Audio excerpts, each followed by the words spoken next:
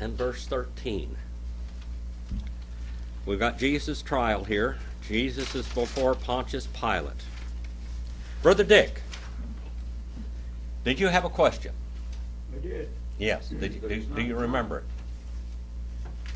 You want it anyway? Yes. Luke 22:31. Luke 22:31. Tell me about it. Simon, Simon, Satan has asked to sift you as wheat, or desired to sift you as wheat. But I have prayed for you that your faith may not fail. And when you have returned to me, strengthen your brother. Is the you there singular or plural or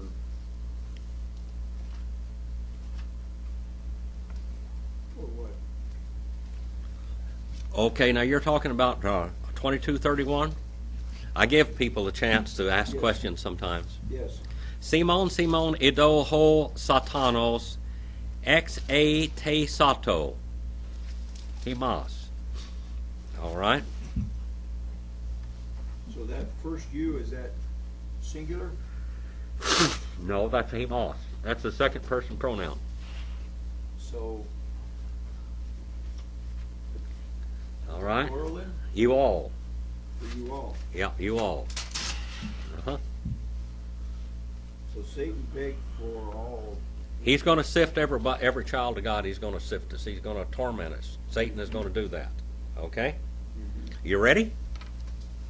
And then Yeah. no. All right. No. I mean, that's it. He's going to. He's going to sift every one of us. To sift. All right? As wheat. But he said, I prayed concerning you, the faith of you. And after you've turned around, support the brothers of you. Now, when did Peter turn around? When did he actually turn around? When was Peter totally converted? Totally converted. I'm not talking about saved. He was saved a long time ago. When did he actually turn his life over to the Lord? Absolutely. It wasn't during the ministry of Jesus Christ, was it? Was it? Was it? It wasn't during his ministry. When was it? Much after the resurrection. After the resurrection. Remember, right here in the Gospel of John, we saw him denying Jesus 3 times, didn't we? Did he or did he not? Okay. After you've turned around, after you've been converted totally. Now, don't get this confused with salvation.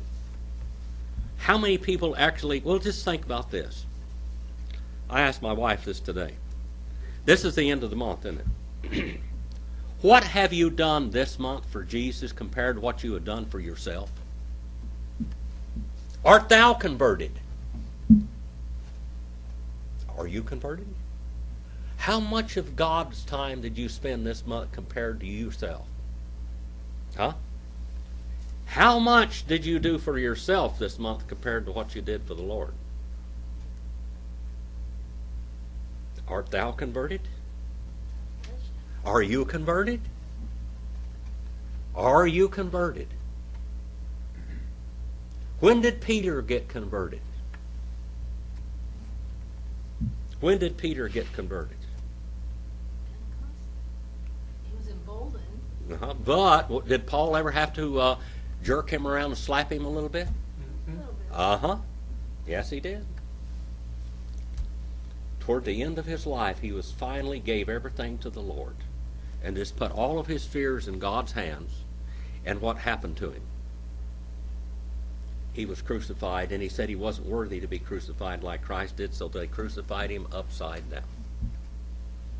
He was converted just before that. Really converted. And what was he supposed to do? Strengthen his brethren. Where is the prophecy fulfilled? Strengthen your brethren. Where do we have it? 1st and 2nd Peter. There's where it is.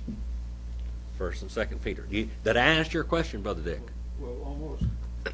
What do you mean almost? In verse 32, then it says, but I requested concerning these, and that is Sue. Sigma, Omicron, Upsilon. Who is the, in my Greek in here it says the. Of you. Of you. That's second person pronoun.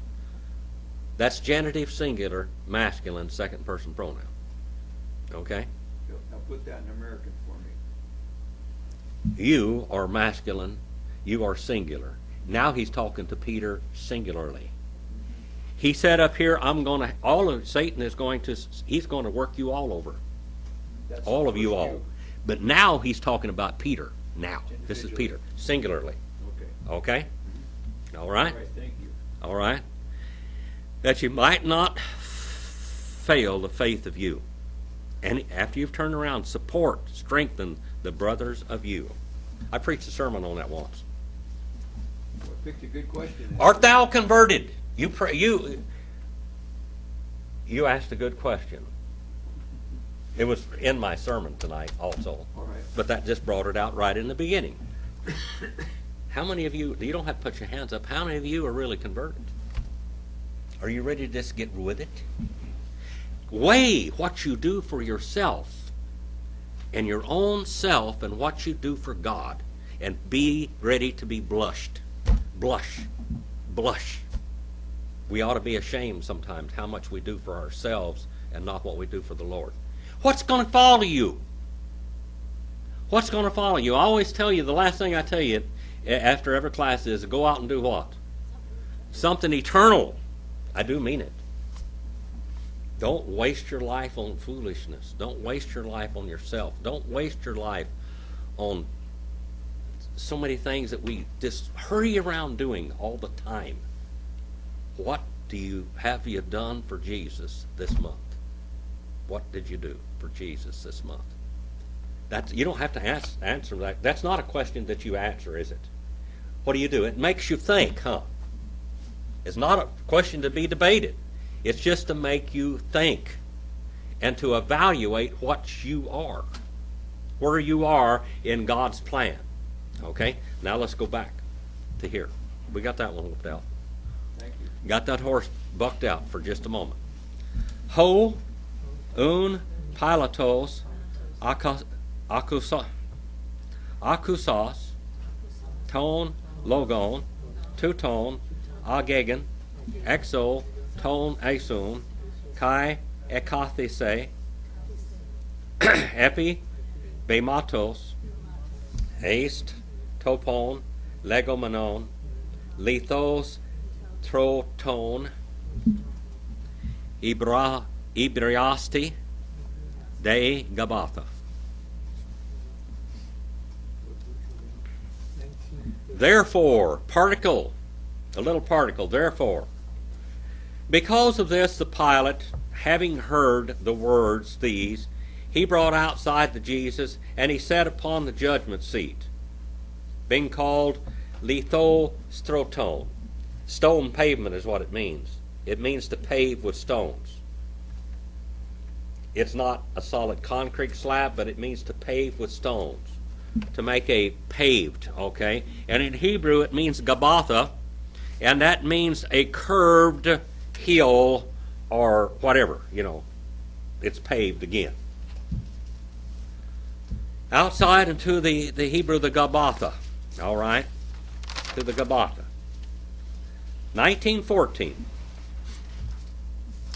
Ein de paraskie tu Pascha, hora, ein, hos, hecte, kai, lege, tois, udiois, ide, ho, basilius. Himon. Brother Dick, the last word down there, himon. Tell me about that word, himon.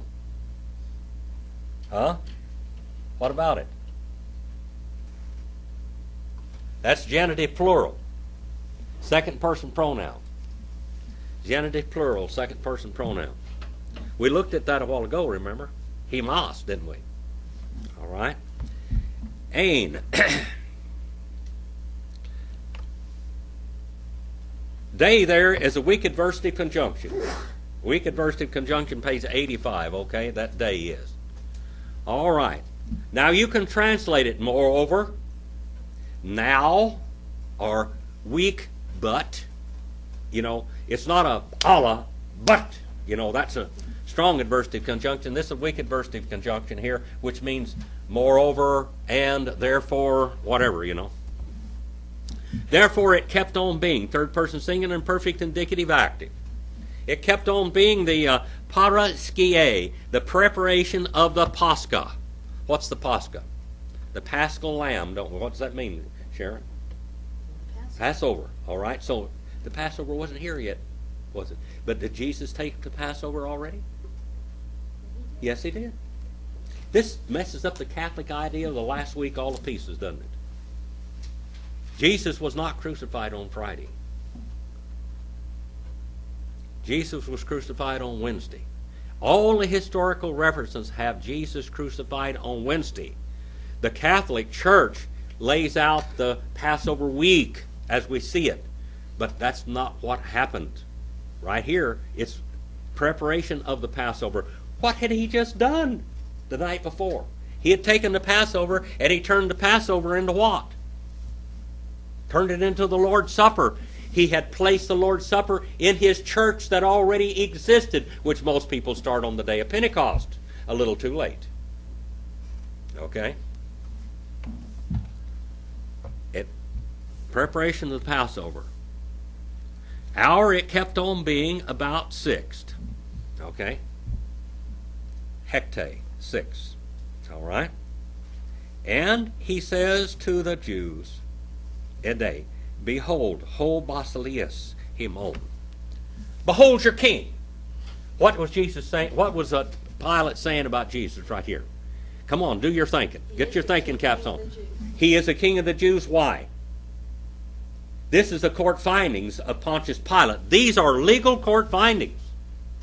Remember, according to, and he quoted their law. If you read Pontius Pilate's letter to Tiberius Caesar, you will see him lay it out in total integrity. Now, a lot of people will say, well, Pontius Pilate's letter is not valid. Well, you think that was made up? It's valid.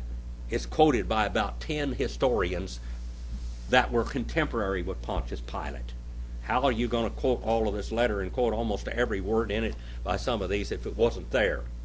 It's so like the Bible, people don't want it to be there. The people that, the agnostics and the atheists, they don't want Pontius Pilate's letter to exist because it is a extreme compliment to the Bible. What the Bible leaves out, Pontius Pilate's letter adds in. Okay? Now, I didn't bring it tonight to read it to you because I've read it to you before. You can go back and listen to it there. But what Pontius Pilate is saying here to these people, these are my court findings. Now, according to the law of Moses, if a person brings a false charge against someone, and you bring it to the judge, and the judge finds that you're guilty of perjury, you are supposed to be executed, or whatever you accuse the crime, you're supposed to have to pay for that crime, whatever you accuse that man of. So what he's doing here is he's condemning them, not Jesus. He turned their conviction upon them. Behold your king. I have found out that Jesus is legitimately the king of the throne of Israel. He's who he says he is. Behold your king. Isn't that something?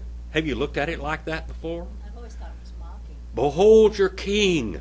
This is your king. This is my findings in the court. This is my legal findings. And not only did it, what else did he do? We're going to see. He wrote it in 3 languages. Pontius Pilate wrote it in 3 languages. He himself, with his own hand, he wrote it in 3 languages. These are the court findings. Okay? Now, if they're going to murder him, they're going to do it because they committed murder. And they're guilty of murder, and they're guilty of perjury, and they're guilty of false accusations. They're guilty of hiring somebody to try to kill him. They're guilty of hiring someone to try to capture him. A bounty hunter. Who was the bounty hunter? Judas Iscariot. They had a bounty hunter hired. I remember so long ago, I have a book at home, The Life of Tom Horn by Tom Horn. You know who Tom Horn was? Brother Dick, you know who Tom Horn was? He was a cowboy. He rode in the Apache Wars. Geronimo liked him a lot. And he liked Geronimo. He interpreted for some of the leaders there with Geronimo. One time, Nelson Miles went up there and he took Tom Horn, and he took another man that he wanted to interpret for Geronimo in one of the times he was captured. And the man sent his interpreter up there to Geronimo, and he rattled off some things, and Geronimo just sat there like he didn't hear him. And he just kept on and kept repeating himself over and over again, and Geronimo just kept on ignoring him. Finally, Tom Horn spoke up. He said, General, he's not going to talk to you. He said he doesn't believe in that man there as the interpreter. He doesn't trust him. He said, well, what he's going to do? He's going to have to. That's my decision. He said, well, he's not going to talk to you. He's going to walk off. He said, what do you want? He wants me to talk to him. He said, why does he want you to talk to him? Because he knows that I'm going to tell him the truth. Why would you tell him the truth? Because he'd kill me if I didn't. I know I'm going to tell him the truth. I'm not going to lie to him. So he started in again trying to talk with his interpreter, and finally, Geronimo started to get up and leave. And finally he said, okay. Tom Horn was the interpreter for the Apache Wars. He was raised by the Apaches. He was hired by some cattlemen in Wyoming. And they were having a cattle and sheep war up there in Wyoming. And he was killing rustlers. And it was looking so bad. And he shot a .45-60 Winchester rifle. And he was a real good shot and everything else. Well, he shot a lot of these people. And he'd always put their head on a rock and put a .45-60 shell underneath it when he killed them. And the sheep herders were fighting with the sheep herders also, and one sheep herder was fighting with this other sheep herder, and this one boy was taking the other guy's girlfriend, and so he killed this boy. And the cattleman found out about it. He said, let's get rid of Tom Horn. They went out there and they took a .45-60 shell and put a rock under this little 13 or 14-year-old boy's head. And they had a sheriff that was trying to be a curtain climber arrest him. And they brought false charges against him. And then they hired everybody they put on the jury was people, family that Tom Horn had killed. This is what we call a picked jury. Picked by, they wanted him dead. Well, one of his friends, I think the man's name was John something or other, he went in there and Tom Horn dictated his life to him, his life story, and he wrote it all down, and that's the book that I have. The Life of Tom Horn by Tom Horn. I have The Life of Geronimo by Geronimo. By Geronimo. I have the life of a lot of these people, a lot of those famous outlaws and lawmen. I have their lives by them. I have Britton Davis's work of On the Border with Crook all the time through this. I have Lieutenant Charles B. Gatewood in the Apache Wars. By them, the people that were there. These are first-hand eyewitnesses, aren't they? We look back here and we see a trial that's been picked. They hung Tom Horn in 1900 and something on false charges. They took him and hung him. They wanted to get rid of him. These people wanted to get rid of Jesus, and he was their king. Once Tom Horn was no longer needed, instead of just saying, leave, they hung him. Made them look better. The girl that knew that her boyfriend had killed this boy, they wouldn't let her testify. They wouldn't allow her to testify. They already had a preconceived verdict, and these cattlemen were behind it. Same story is going on right here. Same story. Same story. I have a book by John Wesley Hardin, by John Wesley Hardin. Boy, he was a bad guy, wasn't he? Let's go on a little bit further. 19 and verse 15. Ikragasan, un, ekenoi, aron, staruson, auton, lege, autois, ho, pilatos, ton, basilia, himon, staruso, apokritheson, ho, akaires, uk, ekomen, basilia, a me kaisara. And they kept on shouting. Now the mob. This is a mob now. This is a killing mob. Okay? And the mob, therefore, they kept on shouting, those, you take. Aron, you take. Second person singular, first aorist imperative. You take, you crucify him. You crucify, staroson. You crucify him. Look at that word auton there, Brother Dick. What is that? Auton. That's accusative singular masculine. What is it? Third person pronoun. Accusative singular masculine. You crucify him. That's where all the violent force is going. Accusative singular masculine. He says to them, the Pilate, the king of you shall I crucify? Your king? Now I've already given you my verdict. He's your king. He's innocent. Shall I crucify your king? He's your king now. Not who was on the throne? Herod. Herod wasn't their king, was he? Herod was a wrong lineage altogether. Herod was an Arab. He was an Arab. He wasn't a Jew. He was an Arab. He was the wrong son. Who made up the Arab races? Ishmael and who else? Esau. This was their descendant, not Jacob's. This is your king, he said. This is your king. The king of you, belonging to you. The one that belongs to you all. Hemon.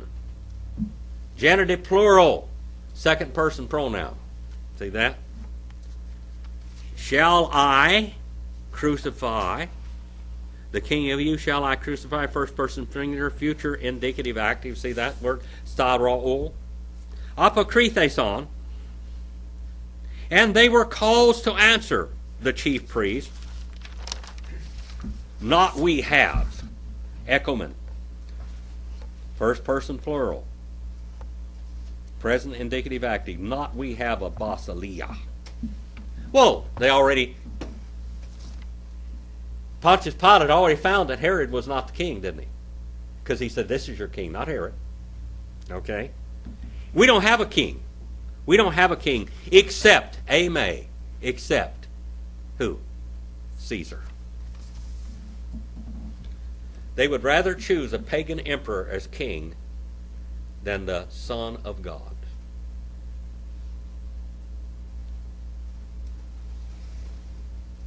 Just as it was in Saul's day. Remember, did God want Israel to have a king? Did God want Israel to have a king? Yes, he did. He always planned on them having a king.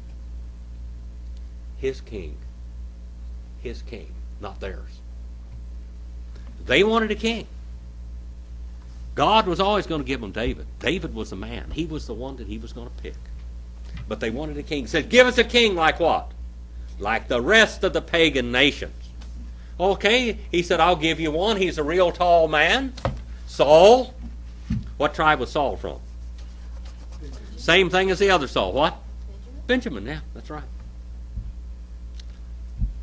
But he gave him, David was the one they were supposed to have. David was supposed to be the king of Israel, and he gave them. A lot of people miss that, Brother Mike. They missed that. Israel was supposed to have a king. That was a whole prophecy. Read all the way back to the prophecy of Jacob. Israel was going to have a king. God was always going to give Israel a king, but he was going to give Israel a king in his time. I've heard those sermons. But those sermons are wrong. Wrong hermeneutics. Israel was going to have a king. But it was David. David's going to be that king. He's the right lineage, isn't he? All right, he's the right lineage. Not Saul.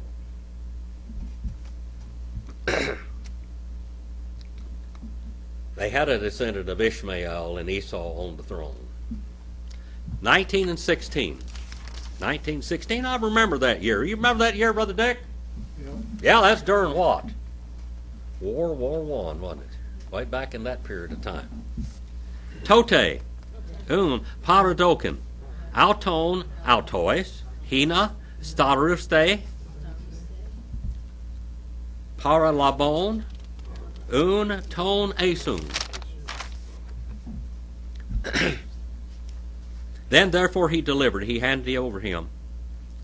He delivered, third person singular, first aorist, indicative active, comes from para and dynami. Para means what? Para means what? Para.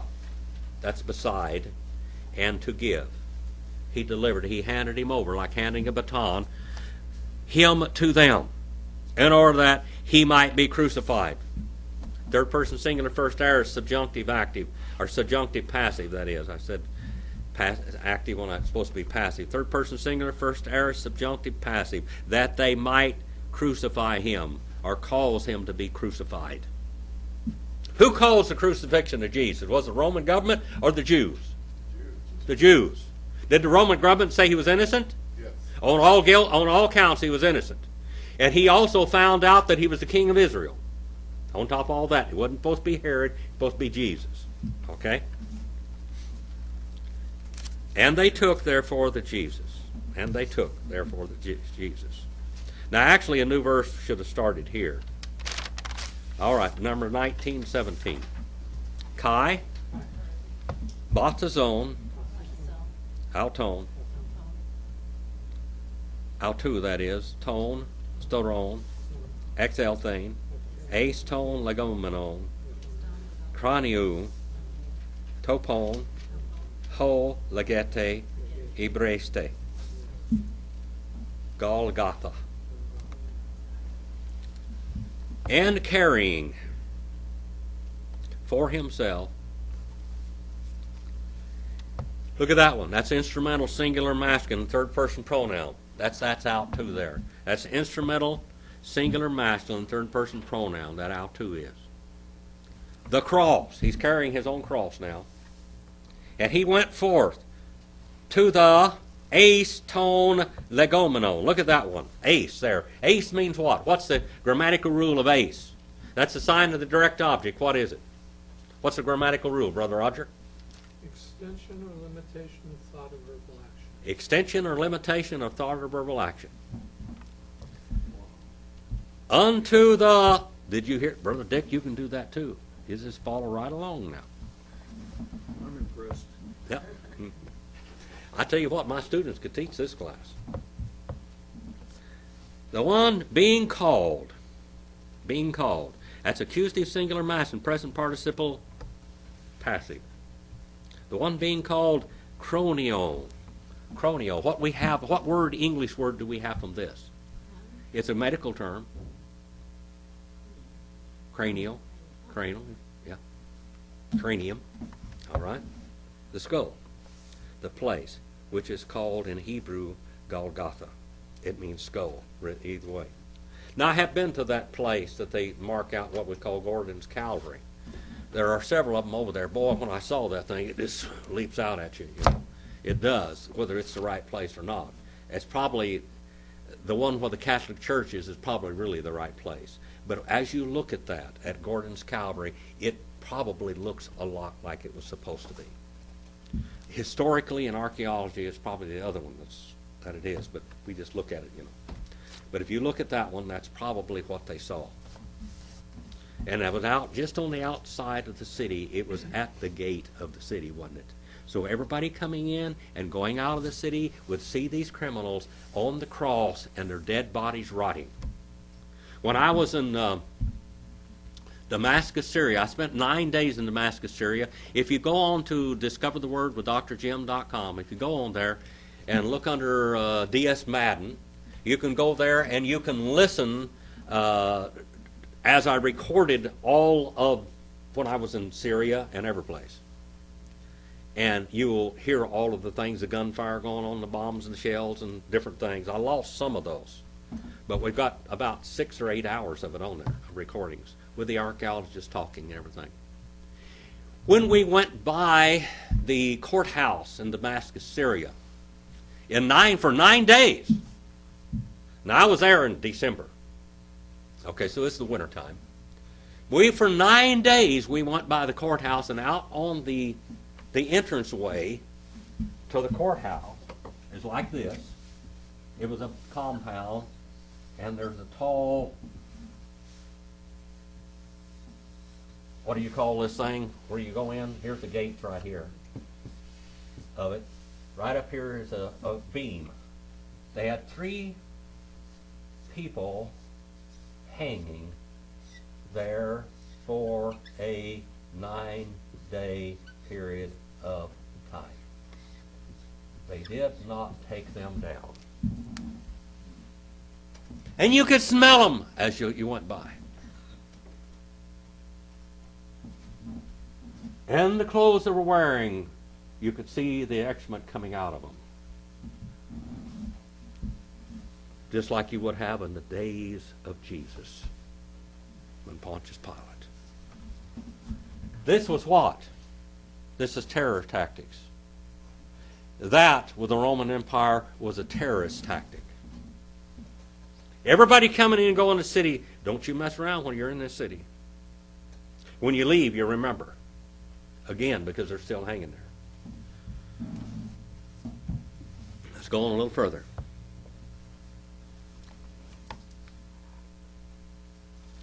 (1918) Hupo, Auton, Estarosan, Kai, Met, Autu, Alus, Dio, En, Tathane, Kai, En, Tu, Thane, Mason, De, Ton, Esu. Where him, the place where, which is the adverb of place. That hupo, Brother Dick, that's an adverb of place, okay? What is an adverb? What's an adverb? What's an adverb do? Usually modifies a verb, okay? Where they crucified him, okay? That's the place where they crucified him. This is the adverb of place, okay? Where they crucified him. Now we have a little conjunction. Page 208, that's Kai. With preposition. That comes from meta. It's a shortened form to meta. Page 265. Autu. Genitive, singular, masculine, third person pronoun. See that, Dick? Autu. Autu. And then others. Alus. Alus there. That's others. Others. Other ones. Different ones.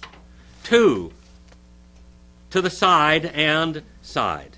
Side by side in the middle and the Jesus. Now, I will tell you this. There was a man by the name of Bullinger, which was a great theologian. At the end of his career, he got really off on the wrong beam. I mean, really, really blew it. And a lot of people wouldn't have anything to do with him, but he was a great theologian. Bullinger saw many things in the Bible. He just was a great language historian and great theologian. He just got off on the boom. He just got off the beam at the end of his career, and he separated the church. And he began the church in the last part of the book of Acts. And he said Peter's gospel and Paul's gospel were 2 separate gospels. And today there are groups that are going out and doing the same thing Bullinger did 150, 200 years ago. They're trying to separate the gospel of Peter from the gospel of Paul. They preached only one gospel. There's only one gospel, and where is that defined? In 1 Corinthians, the 15th chapter. Well, getting back to what Bullinger said, one of the things that Bullinger said, that instead of just 3 crosses, that there were 5 crosses. And Jesus' cross was in the middle. And there was 2 on either side. And this is where he gets it from. 2 on either side. You could translate that as 2 on either side of the cross where Jesus was, if you wanted to. Two on either side. I thought I'd just throw that little tidbit at you right now, okay? How many of you ever heard that? All right, you get Bullinger's Bible, companion Bible. It is good. Just don't go astray on his church business. The church was started not on Pentecost, but during Christ's ministry. Peter, and then Paul was added to it. Paul was one of the apostles of that church, and Peter's gospel and Paul's gospel are the same gospel. They aren't two different ones. And this heresy is also sticking its head back up today. In the last 10 years, there are people out there doing this. It's almost as bad as Harold Capping's business. All right? 1919. Egropsen. De kai titlon. Ho palatos. Kai etheken. Epi tu staru. Ein de gegromenon. Jesus ho Nazarois. Ho basilios tun Judeon. Now, who's doing the writing here? Pontius Pilate wrote this. Weak adversative conjunction, day. All right? Weak adversative conjunctive. And therefore, or because of this, he wrote, look at that word, third person singular, first aorist, indicative active. Also, cumulative particle, not a conjunction here, but a cumulative particle. All right? A title, titlone, a title. That's the Latin word for title, by the way. The Latin word for title, straight into the English. Only John in all the Gospels wrote this, used this Latin term of the title. The title, the Pilate. Now he's quoting the Latin title of Jesus. Okay? Remember, I've told you a lot of times, people say the Gospels were written in Aramaic. Aramaic was used in those days. When they did the movie The Passion, remember? What language were they speaking in The Passion? Aramaic. They should have been speaking Greek. Did they speak Aramaic back then? Yeah, they spoke Aramaic. But what was the universal language? Greek. Koine Greek. That's why it's called Koine Greek, the universal language. Okay. When the Bible quotes, like it says, Talitha Kume, Eloi, Eloi, lama sabachthani, Eli, Eli, lama sabachthani, when it quotes any of those things from Hebrew or Aramaic, it uses the terms.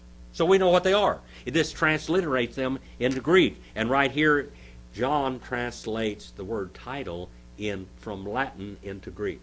He just transposes it across. Okay? Pilate.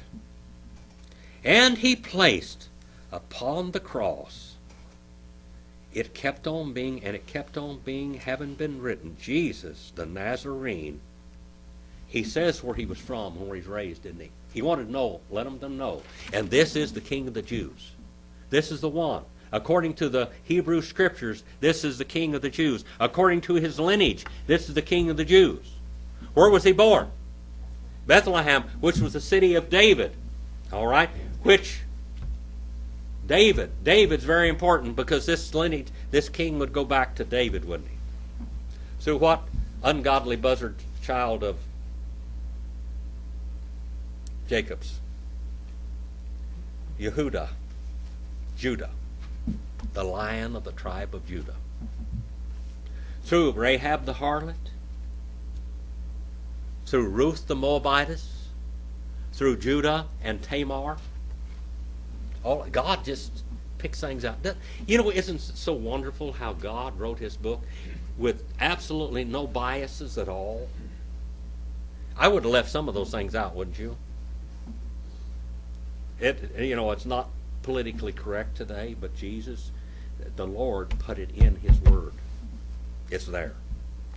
King of the Jews, the Basilia, Tun Judeon. He was their king whether they wanted him or not. 19 and verse 20 now.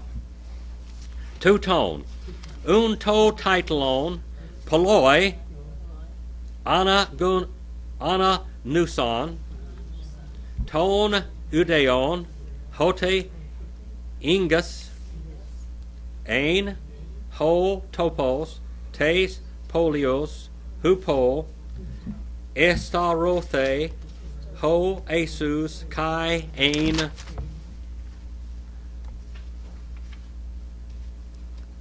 gegramenon Ibresti Romesti Ilianisti.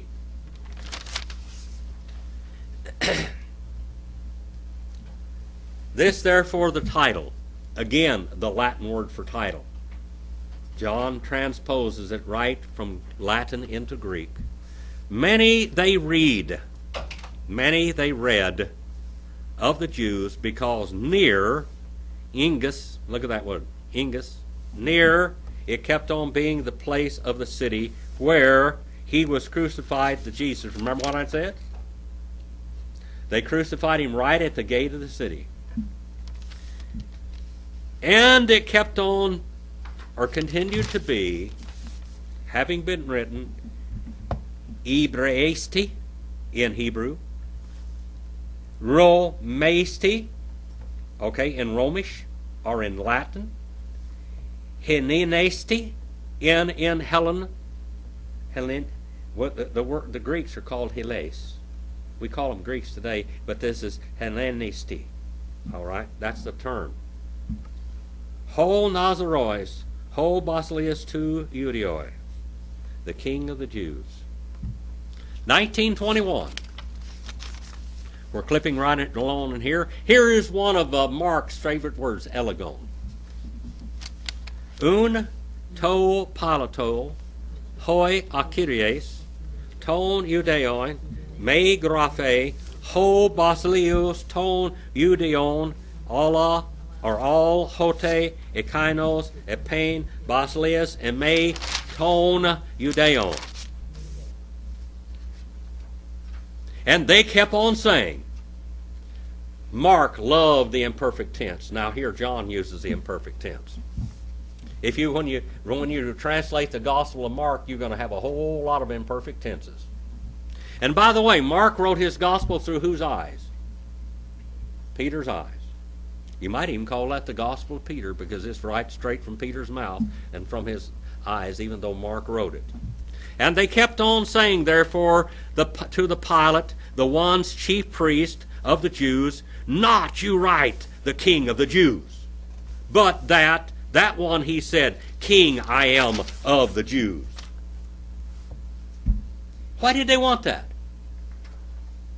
Because he had what? Incriminated them. He had incriminated them. And they weren't happy, and they were bawling and squalling and screaming. Even though they got their way, the man's dying on the cross. But it's not enough. They want more. They want more. They want more. Apokrite, ho Pilatos, ho gegrapha. And he answered the Pilate, what I have written, I have written. What I have written, I have written, and it is my judgment from the court. You're not going to change the judgment. You may have had an innocent man murdered, and you're guilty of murder, you're guilty of perjury, graft, assassination of character, and all these things. But I'm not going to change what I said, because that's the finding of court. 1923. Hoi un. Stratiote. Hote. Estra ruson. Ton esun. Elabon. Ta himatia. Autu. Kai. Epoison. Te sara. Mere. Ekasto. Staratiote. Meros, kai ton ketona, ein de ho keton, arophos, ek ton, anathane, he fontos di halon. Now we've got this particle again, how we start this sentence, that's un. Therefore, the ones, what? Stratiote. What's a stratiote? What word in English comes from stratiote? You know, young lady? Stratiote. Stratiote. Stratiote. Strategy. And what is an army? Army is strategy. Now, Muhammad said, war is deceit and lying. That's what Muhammad says. But war is really what, Brother Roger? Strategy. Now, there are rules of war, of conduct in war. There's rules of conduct. Muhammad broke all the rules of conduct in warfare when he fought. He lying, deceit, whatever it was, he did it. No rules to him because I'm winning. Whatever it took to win, that's what it mattered. All fair, in war. Now, in the American Civil War, the greatest general in the history of America was Robert E. Lee. He was the headmaster of West Point. He taught every general how to be a general. When the Union split, and by the way, you know who arrested John Brown? Who was the arresting soldier, the arresting general that arrested John Brown for trying to cause the Civil War? You know who the man that went and arrested him was? Robert E. Lee. He tried to stop the Civil War the best he could, but when his state, Virginia, went with the Civil War, went with the South, he resigned West Point. All those generals were scared to death of Robert E. Lee because he could whoop all their socks off. He whipped every general that they threw against him, whipped them with unbelievable numbers in disadvantage. He whipped them, and he whipped them, and he whipped them, and he whipped them, and he whipped them. Finally, Lincoln hired two wolves. Two wolves.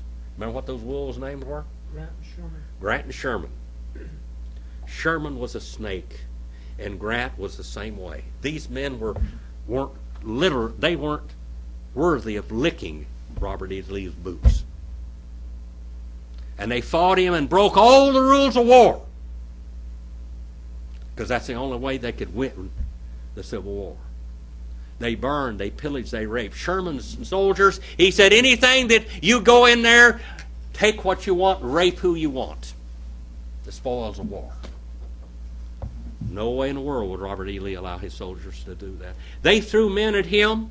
They threw men at Robert E. Lee, and he mowed them down with tears coming down his face because he saw all the human bodies laying out there that they were throwing at him, because those men, those generals, didn't have a heart. Robert E. Lee did. He had a heart. He had a heart for his men. He was out there with them. When he finally surrendered, he put on his best suit, and he walked in to sign the deal. Grant was there, all of these soldiers, and when Lee walked by, they all took their hats off. They were all muddy, bloody, and everything else. Lee was pristine, and his skirts were clean. He had fought the war correctly. They only whipped him because they broke the rules of war and human, what we call courtesy. They broke them all. Strategist. War is strategy. War, we have rules of war, don't we? The rules of war. In World War II, when we were fighting World War II, the Germans arrested and captured a whole, what we call a British set of troops there. And they took them out and shot every one of them. They shot them all. Mowed them down. You know why they did that? It was legal. It was legal. What they did, the German soldiers, was legal for why they killed them. Why did they kill them? Why were they legally able to kill them? Roger, you know? They weren't in uniform? No, they were in uniform. They were doing something that wasn't according to the rules of war, the Geneva Convention. What were they doing? What were they doing wrong? They took their bullets and were making dum-dum bullets out of them. You had to have full metal jackets on your bullets. If a man got shot, he was wounded, but the dum-dum bullets killed the soldiers. And they ricocheted and mushroomed inside. And all of them had these dum-dum bullets. So, since they broke the Geneva Conference, the Geneva rules of war, they took them out and lined them up and shot them all. When they had those dum-dum bullets, they were breaking the rules of war. And legally, Germany did execute those men. That was not a massacre. That was execution. because they had broke the rules of war. Strategy. This is what we call strategy. These are warriors, strategists. The soldiers, when they crucified the Jesus, they took the garments of him and they made 4 parts. To each one, soldier parts. And the tunic, the kitona, this is his underwear now. This is one. He was naked. Jesus was naked. He had no clothes on. He had no clothes on. They took all of his clothes on. He's standing up there naked. Naked. All these men were totally naked. You know what else? You know what else you did when you crucified somebody? You embarrassed them. You made them naked, like they came into the world. And naked they're going to go out of the world. Showing they had nothing to cover themselves.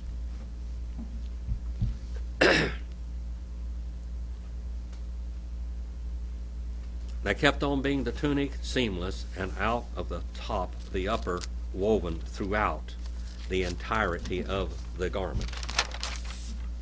1924. That was a good year.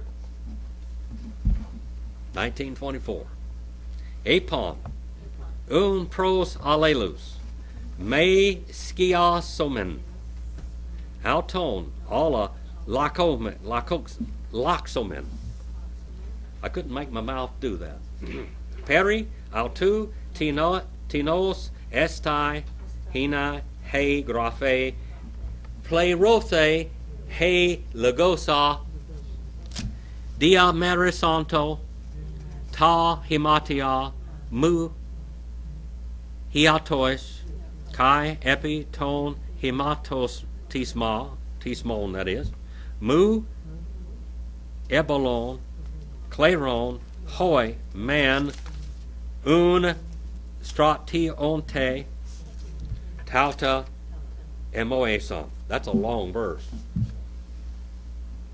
And they said, third service and plural, second aorist, indicative, active, and they said, therefore, to one another, not we may rip it, but we may gamble for it, we may cast lots for it concerning it.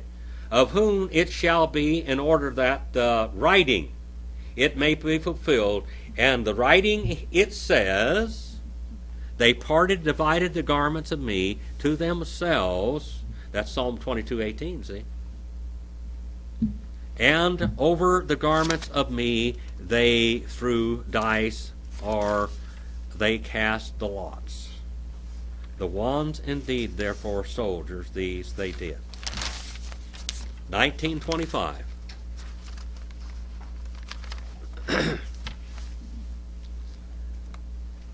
Este cason, de para tu staru, ton eso,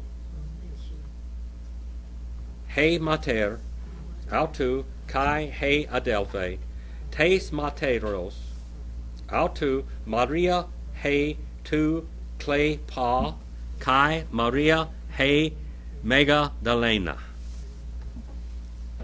And they stood, weak adversative conjunction.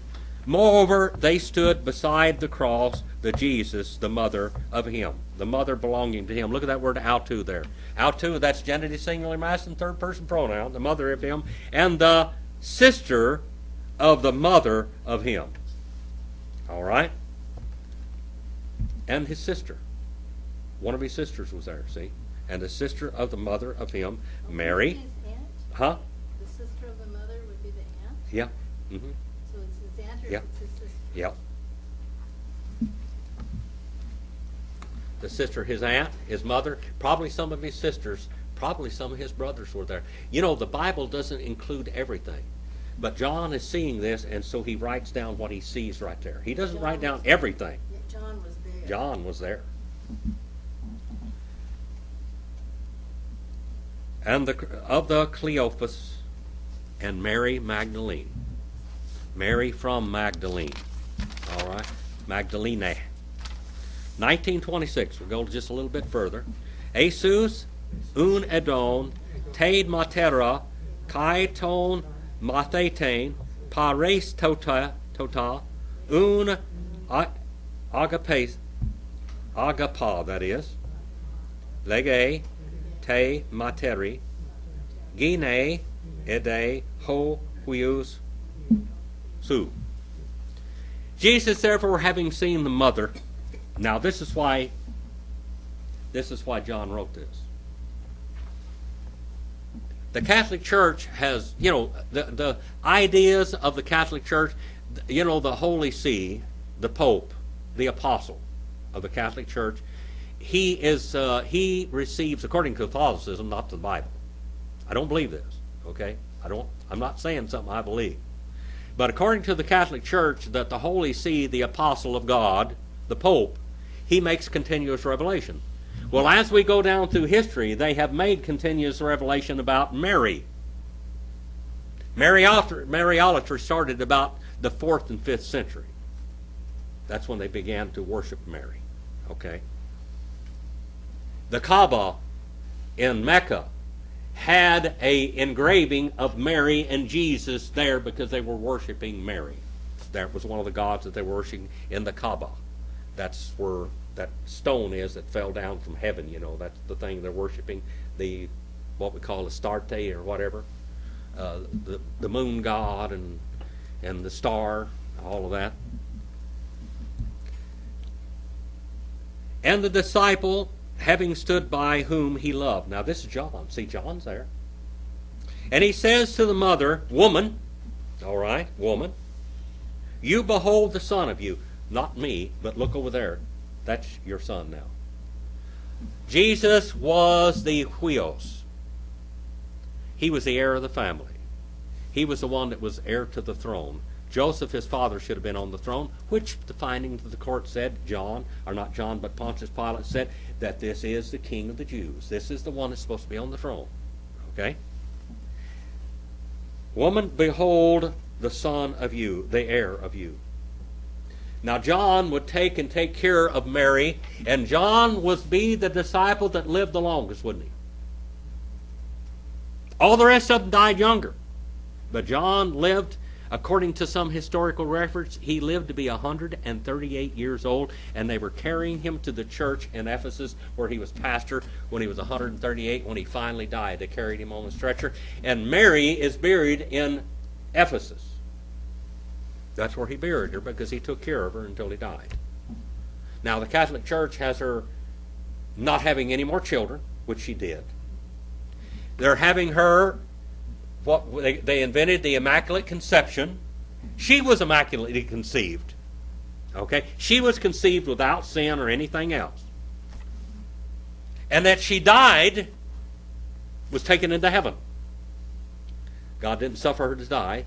That basically God took her up like he took Elijah and Enoch into heaven. And she's there making intercession for all the saints. Now that's Catholicism. That's not the truth. Okay? One more.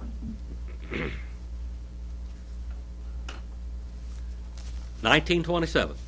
Ete lege tu mathete ede he mater su kai op ikaines tes horos elabane alte ho mathetes eis ta idia. Then he says to the disciple, behold the mother of you, the mother belonging to you.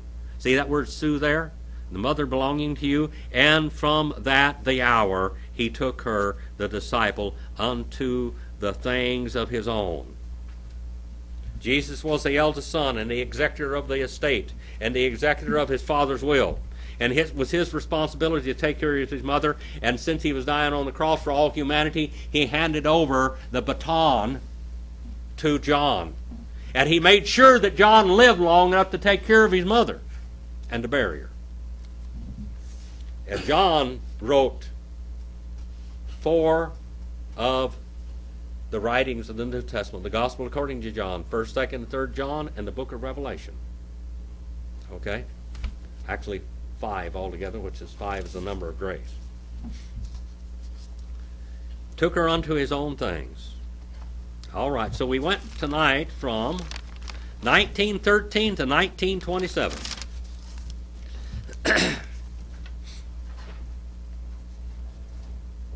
All right, do you have any questions concerning this? Any erotao? Any questions? Any more questions, Brother Dick?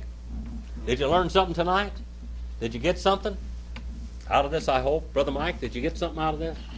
All right. Well, I have a question about the two.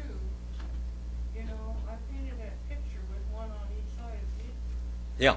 If I painted a picture with two on each side, there would be controversy. That's right. Just paint the picture with 3.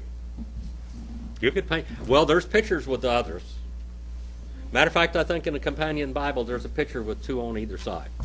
In there. Yes, there is. So if I painted one with two on each I would just paint the picture with 1 on either side, okay? That's the most accepted idea. Very few people know what I just told you tonight, okay? All right? But this is the scripture they teach it from. All right. All right. How about you, Pamela? You got a question? No, but I have learned that there were 2 on each side. It could be. Yeah, and, It might be. and I learned But that I guarantee. John last longest was something that I did not know. Well, there was probably a string of those, not at Jesus' time, but along the roads and everything else. They did a lot of crucifixion. That one was right there. Bullinger may have been right on this. There may have been 5 people crucified. 5 was the number of grace. There may have been 5 people crucified, 2 on either side, but I guarantee he wasn't right when he talked about the church. There wasn't Peter's gospel and wasn't Paul's gospel. There's only one gospel. Well, goofballs interpret the Bibles and say, Paul came along later, infused the Greek thought into Christianity, and I read, watched movies about this kind of stuff, which I personally thought was poop. But it's people. It's amazing how hard people work to try to discredit the Yes. gospel. Well, It's totally Bullinger just went out in left field. He was a brilliant man, but he went out in left field on Peter's gospel and Paul's gospel. You can go read about this, read his writings, and you'll see him doing this. And there's a whole new group of people today doing the same thing, making Peter's gospel and Paul's gospel 2 different gospels. And it's almost like Harold Camping. But see, once he did that, then he no longer had any respect as a theologian. Once he did that, because everybody else knew that he's out there in left field. He just went off on one area. He went off, okay. But boy, he was a brilliant man. But in that area, he just went out in left field. Let's have a word of prayer. Brother Roger, do you want to dismiss us in prayer, please, brother? Father, thank you